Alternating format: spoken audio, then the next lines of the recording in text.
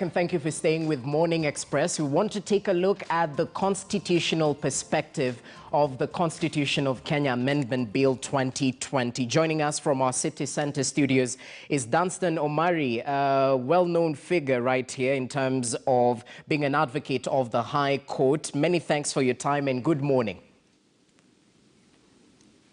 Good morning to you and viewers of KTN News. Good morning. All right, I think it would be proper to start at one of the issues that is surrounding the Amendment Bill 2020, now that it has been passed with a minimum threshold, 24 counties. Number one, we'll try and break it down so the common mwananchi can actually understand. Does it have to go through a popular initiative now that it has reached the Houses in Parliament? Two ways to look at that question. One is what is the constitution and the current law of the state says, and also from another angle, the political dynamics on what the politicians will want to do. When you look at the law says that upon the at least 24 county assemblies passing the bill, it shall be presented before the two parliaments, the Senate and the National Assembly, whose role is purely ceremonial. From there, within, it's not clear because the bill is not, there's no referendum bill in place. Then it is forwarded to the president, who will forward it to the IBC, for the IBC to draft the question and present it to the public for a referendum. And if it passes at the referendum, then it is assented and it becomes the law of the country. That is the law as it is. But the question that you have posed, Jesse, is can the politicians decide to evade the law? I am very optimistic that the politicians are tempted, especially His Excellency the President and his brother, in quotes, Raila Odinga. They will attempt, this thing reaches to Parliament and the President assents it and it becomes part of the constitutional amendment. Why I'm persuaded with this unpopular, unconstitutional, and illegal way that is what they will do is because the real test of the referendum bill is at the referendum itself. What happened at county assemblies, everybody knows that there was a lot of blackmail, a lot of intimidation, a lot of threats, a lot of using the police state machinery in terms of KRA, EACC, the DCI, and everybody else. Also the aspect of bribing of the MCAs. Will any of those tricks survive with the 44 million Kenyans? They will not. So I am persuaded that they will attempt the Kananu matter, the Sonko matter, the Waititu matter of solving problems, because they know once they declare that already that is the law, any aggrieved Omtata or Dunstan Omari will have to go to court. The duration it will take for the courts to declare that whatever was done is unconstitutional, they will have already achieved, because the elections of 2022 will have been conducted and there will be a prime minister, there will be a deputy prime minister, there will be a ward funds, and therefore the courts will find it very hard to totally say, let us undo what has already been done. Okay, that's an interesting aspect. My next question, Dunstan Omari, do the issues touching on the BBI fundamentally attack the protected provisions under Article 255(1)? The issues that are touching the Constitution Amendment Bill fundamentally alter the old or the existing Constitution as it is. And that is why they must now move to the referendum. But the question, Jesse, is who will define whether they are fundamentally altering? It is President Uhuru Kenyatta, Raila Odinga, and the BBI proponents. If to them it fits their definition, they'll say this does not really affect the Constitution by structure and the way it is. Therefore, we don't need a referendum. We have reached a situation in this country where interpretation of what is the threshold has been left to the executive and not to the judiciary, because now the judiciary seems to have been put into a proper perspective. But let's see what happens. I might be on the wrong side and they decide to take to the referendum. Okay, that's interesting. It's all speculation, but there's the importance of ownership, especially amongst the masses. And still on that particular issue, touching on Article 255, I'd like to delve a little bit deeper into it because it might play out significantly later on. The issue on the Judiciary Ombudsman and the powers revolving around him informing and advising the Judicial Service Commission. Does this office pretend to have an effect to the independence of the judiciary as an institution? Well, very well. The independence of the judiciary is, we can look at it from two aspects. The international global definition of the independence of the judiciary is totally foreign to the Kenyan perspective of the independence of the judiciary. In Kenya, we have our own standard.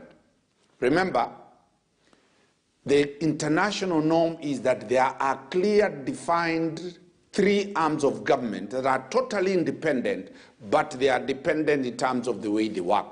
That is the global perspective of the rule of law. But in Kenya here, when you talk about CDF, when you talk about putting money at the ward level, the legislature has no business to implement financial projects. Their job is oversight and the legislation. But what do we have in this country? CDF is very popular. The ward fund is very popular. So that is one aspect. Number two, globally, there is no way the executive can be part of the judiciary, where we are saying that an ombudsman is created by the executive to sit and supervise and discipline judicial officers. But that is the way Kenyans, that is the way the president looks at it. So it is really the democracy as per the Kenyan context, not the democracy as per what is in books. And the Kenyan politics has moved away from the real what is in books and what has been researched to what is practically working. This theory is premised on the theory of pragmatism, that whatever works, whether you defy court orders, whether you do anything, so long as the end justifies the means, then that is right. So that's why I'm saying the ombudsman, by the time they will be going to court to challenge that there is an ombudsman, whether the courts pronounce themselves that there is no way an executive ombudsman can be a body sitting in the judiciary, that will be, those orders will be ignored and nobody will follow them. Okay. Too unfortunate for this country. Well, even as we talk about these protected provisions, let's focus on these functions of Parliament. If the BBI sails through, we will have the cabinet secretaries coming from amongst the members of Parliament. And does this, in effect, alter the affect the fundamental functions of the House? All this revolving around the need to take a popular initiative. Talk to us about this. Well, we had this type of hybrid mongrel type of government where the legislature was also part of the executive, in form of that members elected by the people go to parliament and they are given a position of a cabinet minister. They sit in the executive and make decisions. That type of mongrel, we ran away from it and formed a purely presidential system in 2010. We are now going back. The questions that are going to arouse in corporate governance and questions of how do you deal with checks and balances. When a member of parliament is elected and he is the executive, how do you oversight that function? Okay, politically, and I said, we are looking for convenience. Politically, when you have a legislature being a cabinet, the government, the executive is able to run affairs of this country better, but not in terms of efficiency, not in terms of that is what is supposed to be the law.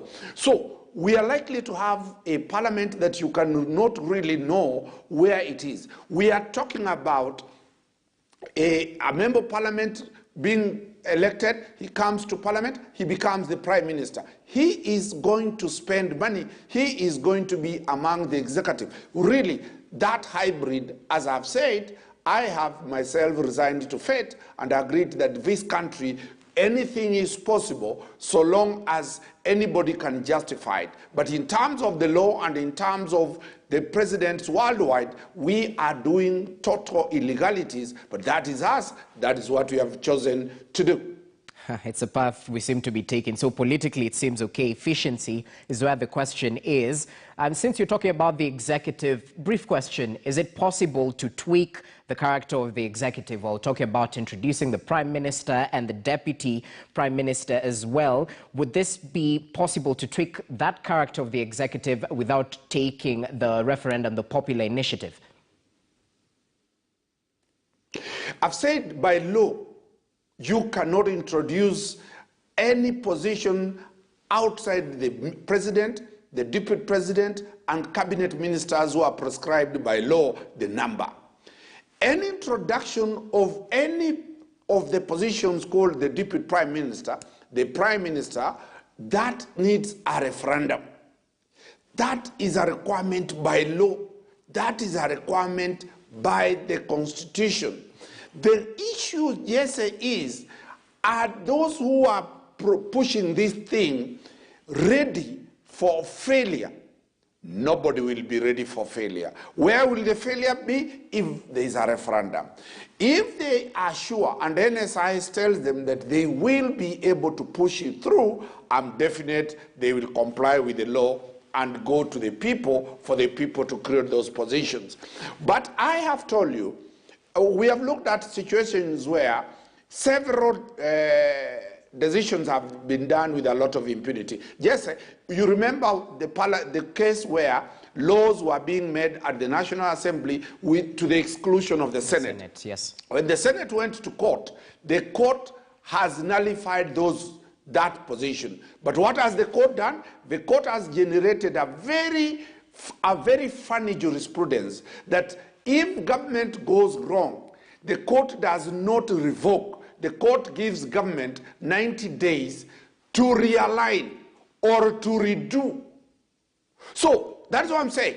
If they avoid going to the referendum, and I go to court, or you go to court, or anybody goes to court, the courts are going to say, we give now government 1 year to realign and undo what they have done. What is that they are going to redo? They'll have already achieved what they want.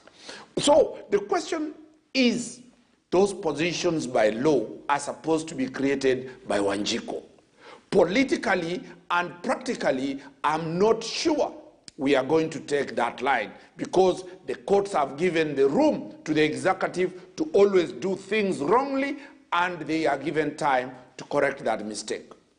Okay, yet another issue touching on the two houses that definitely have to pass a motion amending the draft bill separately, and approval by both houses of parliament, the Senate and the National Assembly, is critical in the passing of this particular bill. In a scenario that either house fails to pass the bill, we're talking about the Senate and the National Assembly, what plays out at this particular point? Well, if one house fails to pass the law, already the narrative that is already coming out is that parliament is a conveyor belt. It is simply to pass. If that is the narrative that already a false interpretation is being given, then parliament has no role other than being a flower girl to receive the document, admire it, and forward it for the president to assent it. The law as it is, there must be a vote, and that vote must carry the day in both parliaments. Remember, the only thing parliaments are supposed to do is to either pass it or reject it. They can't amend it, they can only discuss it. So, if any one parliament does not pass, then that brings another legal question, because there the bill collapses. But can that, Jesse, is there any parliament that is not going to pass?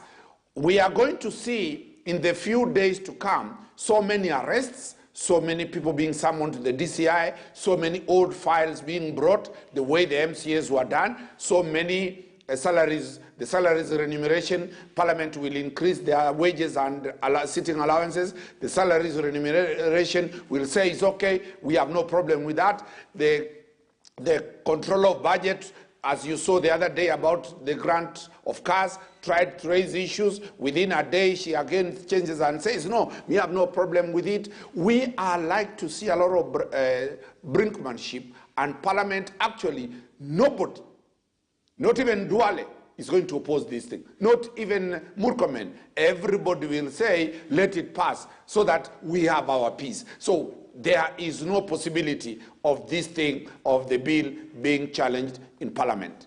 Well, of course, speculation right there, but we'll definitely see how it plays out if history does serve us correctly. Finally, the issue of court cases that might deter this particular process in terms of achieving a referendum right here in Kenya. Kenyans were greeted to news that IEBC has been halted from conducting the referendum itself until a couple of issues are formulated within the courts. Talk to us about these legal hurdles that might present challenges towards the referendum journey. 5 judges have already said that the IBC should not conduct a referendum. The matter is coming up next month for 3 days, 15, 16, 17, I think, of March. And the 5 judges are likely to make a decision. When you look at the processes, as a constitutional lawyer and a law student and a political analyst, the threshold in terms of the law was never followed. But remember, the judges don't decide matters as if they live in the skies. The judges have looked at what is happening. They have been watching KTN News, and I'm sure the judges are watching now. All the 5 judges watch KTN News. They resonate with the pulse of the state. They resonate with the pulse of the country. Are they likely to say this is an illegal process? Remember, if the battle now ends in Parliament, the battle is going to the courts. And that is where the BBI might get its Waterloo. The High Court might agree and say the BBI should go to the referendum. The people who are opposing it will go to the High Court, to the Court of Appeal, and get a stay. The process at the Court of Appeal will proceed. Whoever loses might rush to the Supreme Court, because this is a fundamental constitutional question of novelty that is being decided. Are we likely to see a situation that by next year, July, we are still in courts fighting this matter? It is not, because the independence of the judiciary is now in 3 layers: the High Court, the Court of Appeal, and the Supreme Court.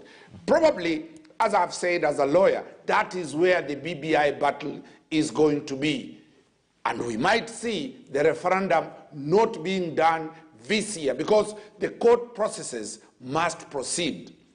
But this is our country. We hope that the judges listen to what is happening and finish this matter removes this matter out of the way.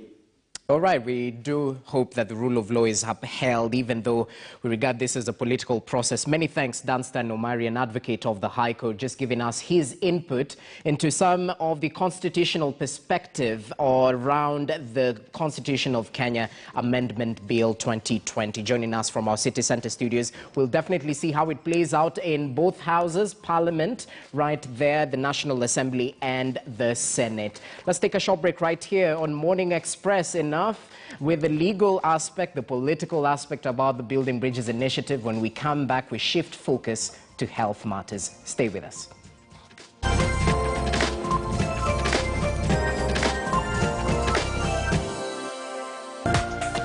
This is KTN News.